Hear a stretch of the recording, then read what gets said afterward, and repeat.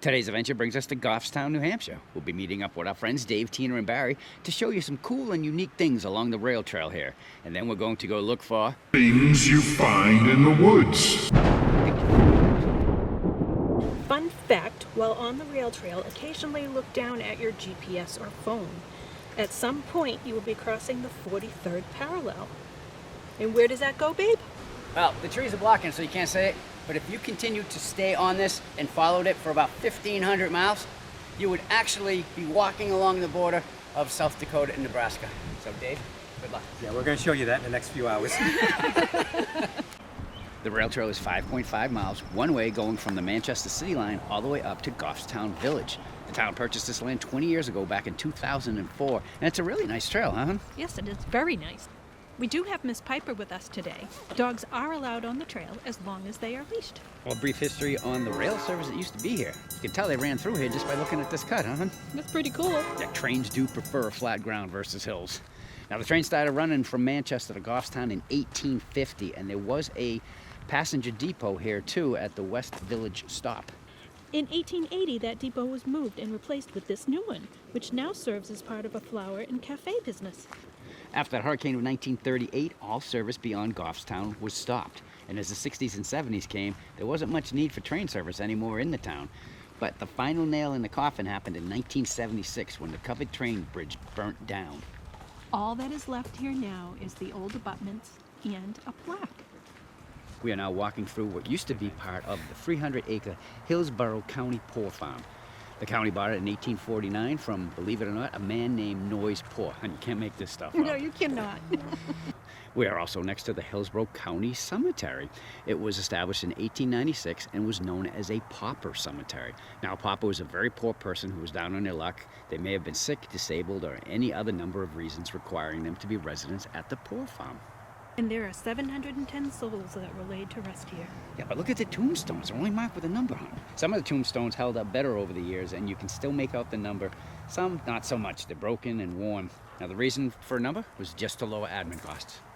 The rest of the information was kept on file about the deceased, such as name, cause of death, and when they died. Hey, is that something down back? Hey, guys, come on. I think there's something in the back. Let's go check it out. Behind the cemetery. It looks like there was some storage sheds or something. It looks like it blew off the footings. But there's all kinds of junk over there. Let's go check it out. Well, let's just label this as one big pile of building that I don't think they're going to rebuild.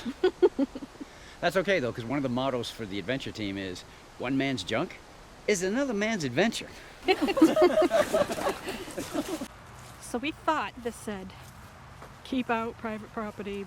But apparently we can go down and visit them. We won't go in them, but we can peek inside.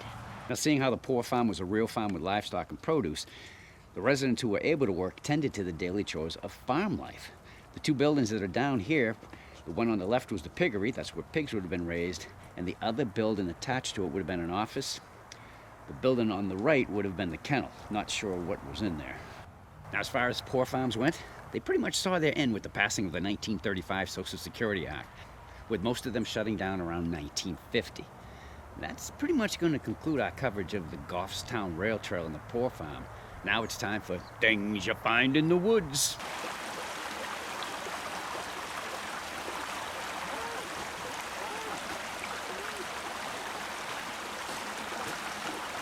Yo. Still trying. Hey, look at that. Is that the Tunnel of Doom? Question is it on the rail trail or is the rail trail on it? Okay, we're going in. Carefully.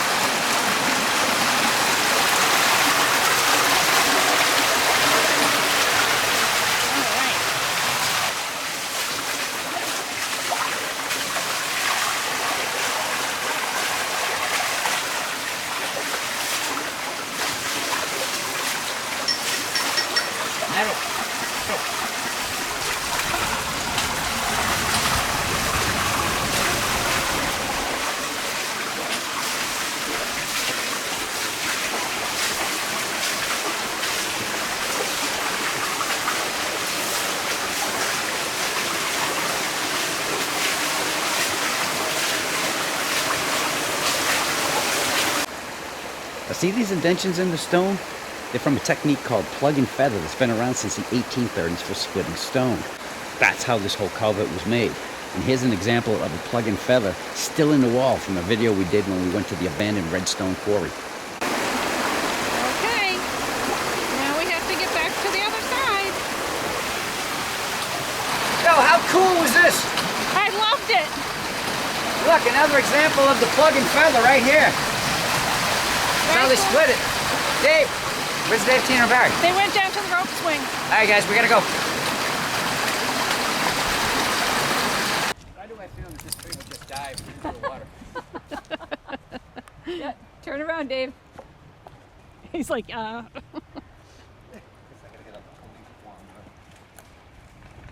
go up higher if you want. Dave, unless that's the view you want to give us, Dave. Crack a smile. there's 3 monkeys in a tree. So we stumbled across this area, and it appears to be 5 large rectangles with raised earth walls, and each one has its own gate valve. Now, we're not sure if the valves were used to fill or drain water from the rectangles. We just don't know. The area itself is quite overgrown. We almost didn't even see it. Now, the gates are dated from the 1980s, so we did ask questions, but no one seems to know anything about them. If anyone knows what they are or were used for, please leave a comment down below. We would appreciate it. Now, I wish I could find a map of the old Poor farm, because this brick pattern is definitely placed on purpose. Not sure if it was Looks a wall at one time or a walkway. Sidewalk? I don't know. Pretty cool. Let's cover it back up. We are now hiking along the Piscataqua River. Yeah, what's the chances of you jumping in? None. So what were you saying, Dave? This one is my pinky, and that tree is Tina's pinky. The arthritic tree. There was a carpentry shop on the farm, so it quite possibly could have been. Okay. But well. the history is lost. So Piper is proving that she is We Are Mud Fun. Yeah, she is. And what's that? You dare Dave to go in and do the same thing, Piper? Is that what you just said? Piper, if I hear it from your mouth, I'll do it. So we came upon this abandoned tank and thought, It'd make a good portrait. there you go. So there's a pool up above Dave's head. And down here, this is a little culvert. Yeah. It goes down to another pool. And yet another pool. Now we're finding plenty of artifacts out here. Piece of metal over there. As I pan to the right, there's a piece of foundation with metal pipe coming out of it. And beyond that is a little rectangular foundation that's really cool. Let's go check that out.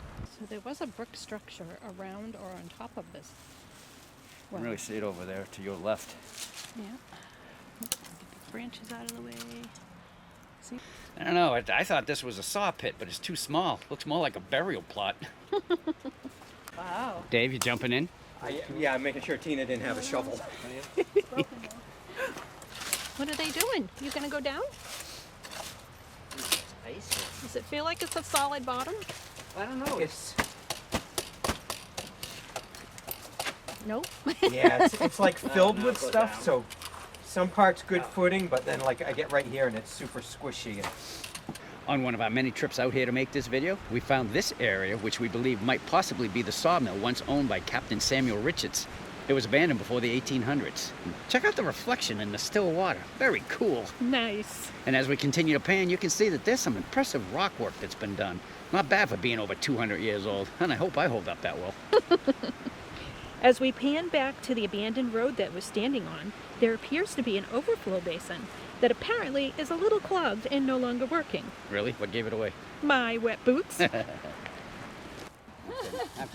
always do.